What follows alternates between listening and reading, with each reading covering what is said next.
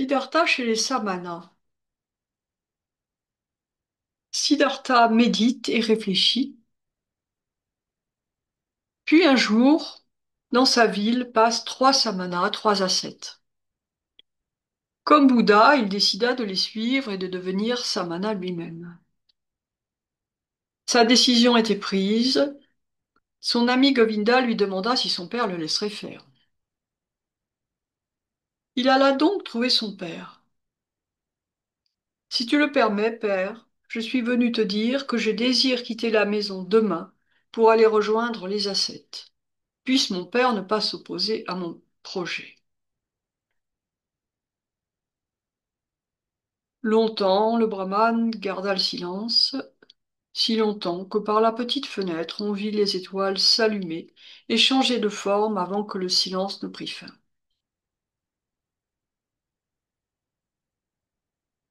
Enfin, le père éleva la voix.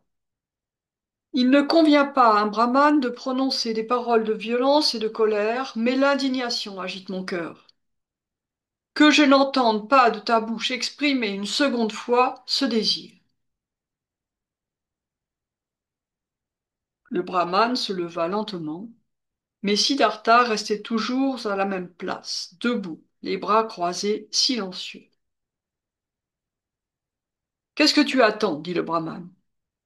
Tu le sais, répondit Siddhartha. Le père quitta la chambre et alla s'étendre. Au cours de la nuit, il se releva plusieurs fois et toujours aperçut Siddhartha qui se tenait là, debout, immobile. Au matin, il revint dans la chambre. Siddhartha, que veux-tu? Tu le sais. Vas-tu toujours rester ainsi, jour, soir, nuit? J'attendrai debout. Tu vas mourir, Siddhartha. Je mourrai. Et tu préfères mourir que d'obéir à ton père. Siddhartha a toujours obéi à son père. Alors tu renonces à ton projet. Siddhartha fera ce que lui dira son père. Ses jambes tremblaient, mais son visage ne tremblait pas. Son regard demeurait perdu dans le lointain. Alors le père comprit que son fils n'était déjà plus auprès de lui, qu'il l'avait quitté. Touchant l'épaule de son fils, il lui dit: Tu iras donc dans la forêt, tu seras Samana.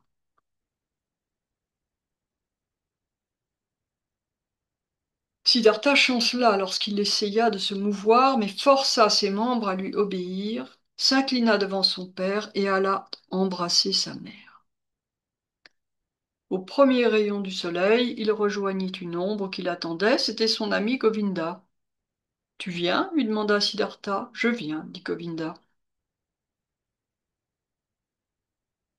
Le soir du même jour, ils rattrapèrent les ascètes et leur offrirent de les accompagner. Ils commencèrent leur mutation, donnèrent leurs vêtements, se mirent à jeûner au point d'avoir des visions. Tous les êtres qu'ils rencontraient, femmes, enfants, vieillards, tous les sentiments, amour, deuil, tous semblaient fins. Tous sentaient le mal, le mensonge. Un seul but se présentait aux yeux de Siddhartha: vider son cœur de tout contenu, ne plus avoir d'aspiration, de désir, de rêve, de joie, de souffrance, plus rien.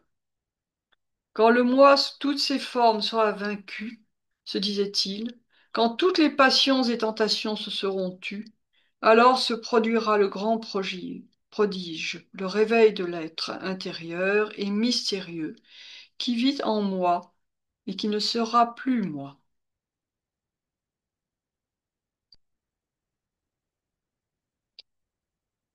Il s'exerçait en s'imposant des supplices à ne plus sentir ni douleur ni soif.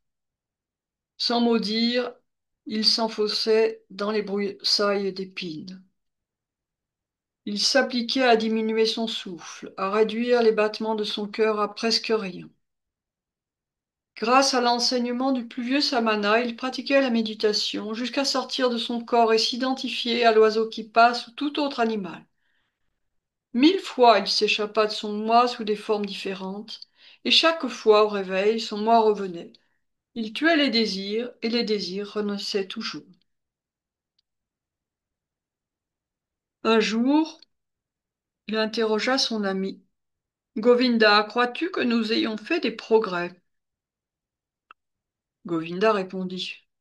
Nous avons beaucoup appris, et nous en apprendrons encore. Tu seras un grand samana.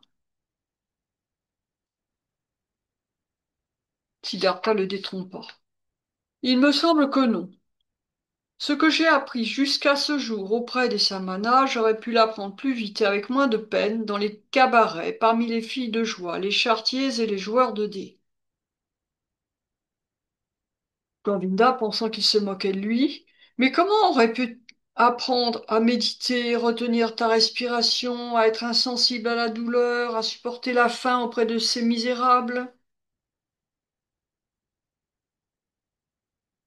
Siddhartha pensa tout bas, mais qu'est-ce que tout ceci si ce n'est fuir son moi et échapper quelques instants au tourment de son être? Tout cela, le premier bouvier venu le trouve dans une auberge en buvant quelques coupes d'alcool de riz.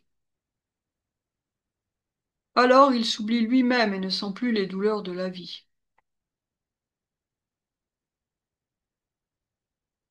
Govinda réplique, mais un samana n'est pas un ivrogne qui a trouvé dans le vin un court moment de répit, n'a rien gagné en sagesse, rien acquis en connaissance, ne s'est pas élevé d'un degré vers le bien.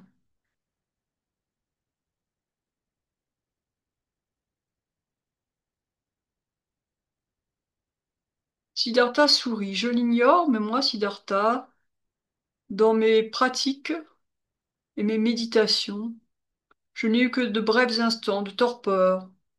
Je me suis aussi éloigné de la sagesse et de la délivrance que quand j'étais dans le ventre de ma mère.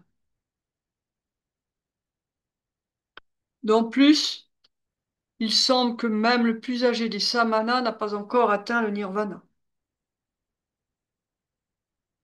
Siddhartha a toujours soif de connaissances et mille questions continuent de l'assaillir en étant persuadé qu'on ne peut rien apprendre. Il n'y a qu'un savoir et qui est partout, c'est l'Atman. L'Atman qui est en moi, en toi, en chaque être.